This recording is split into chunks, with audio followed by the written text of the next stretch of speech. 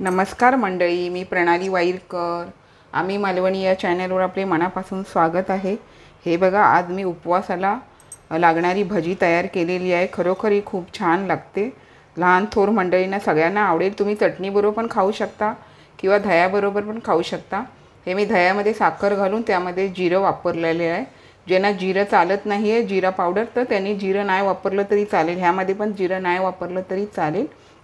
आणि अशा प्रकारे आपण नक्की ही भजी करून खा. चला तर मग आपण हा व्हिडिओ पाहायला घेऊया.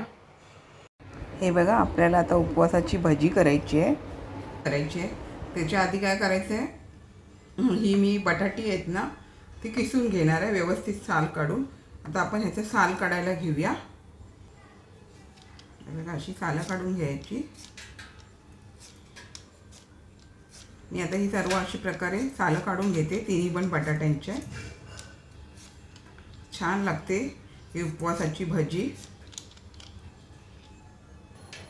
आता हे बघा, मी बटाटे किसून घेते. ताटात थोडंसं पाणी घेतलं आहे, पण मी पातेल्यामध्ये पण ही किसून टाकणार आहे अशा प्रकारे.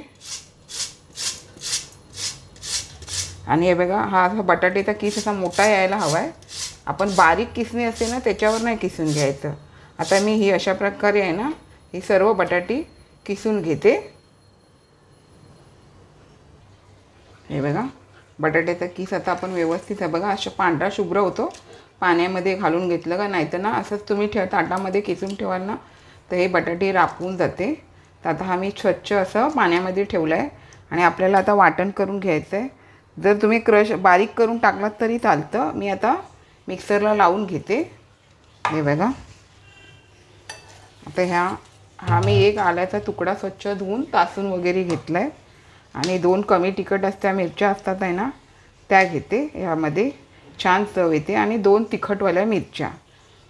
आणि हा 1 चमचा जिरं. तुम्हाला जिरं उपवासाला चालत असेल तर तुम्ही घालू शकता.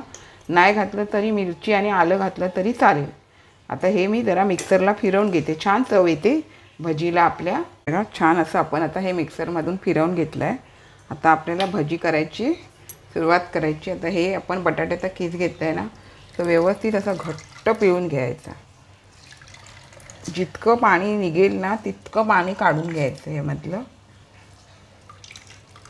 बघा, अशा प्रकारे.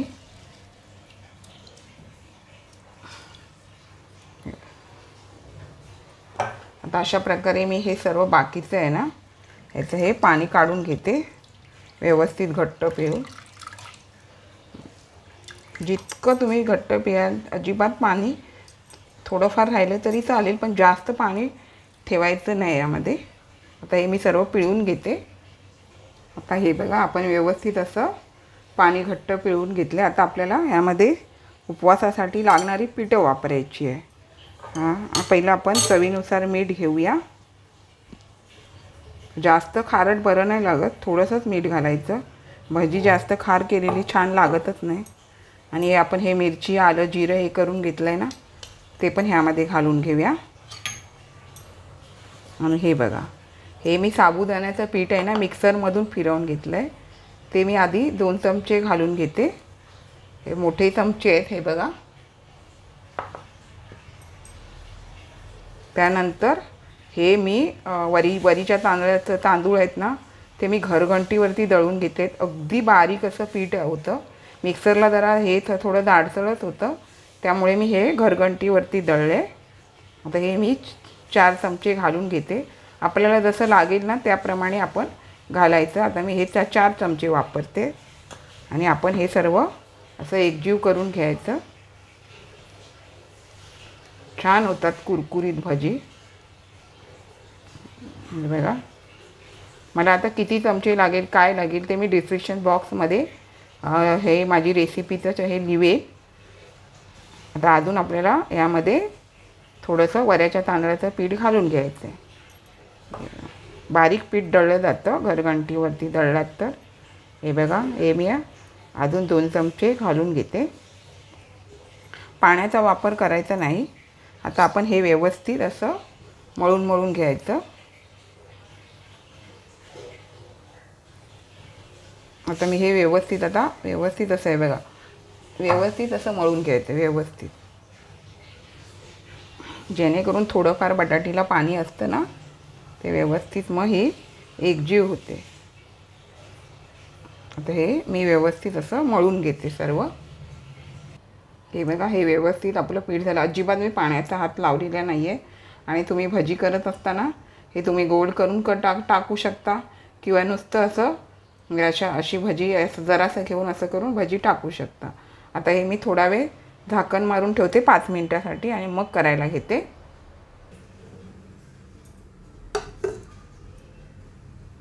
हे बघा, आता हे बघा ओलसरपणा आला ह्याला अजून. आता फक्त 5 मिनिटं ठेवायचं. 5 मिनिटाच्या नंतर आता भजी करायला घ्यायची. आता ही मी भजी करायला घेते. तेल तापत ठेवलेलंच आहे आधी. तर आता आपण भजी करायला घेऊया. बघा, आता आपण हे तेल तापत ठेवलेले, तेल छान तापलं गेले. तेल व्यवस्थित तापलं गेल्यावरच भजी टाकायची, नाही तर ती खाली चिकटते. आता आपण यामध्ये ही भजी सोडूया.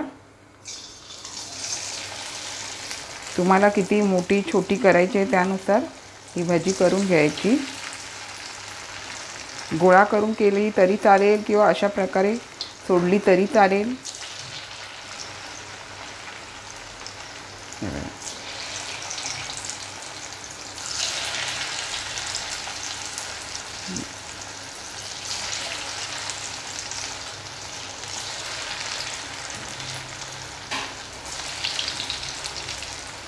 आता मी आधी थोडीच टाकते. हे बघा, व्यवस्थित भाजली जातात ती. एकदा ही एक बाजू हे झाली काय मगच पलटी मारायची, आधी पलटी मारायची नाही.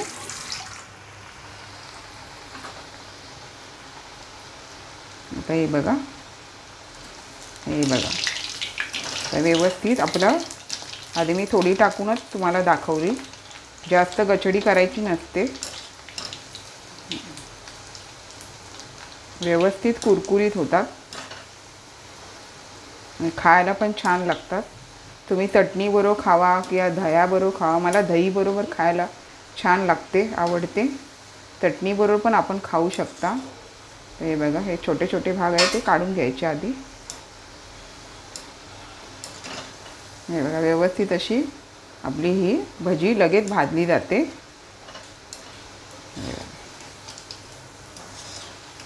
हे बघा, सुगंध पण भारी येतोय.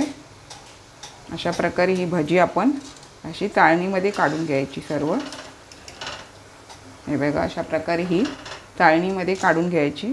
अशा प्रकारे आता मी बाकीची पण भजी करून घेते.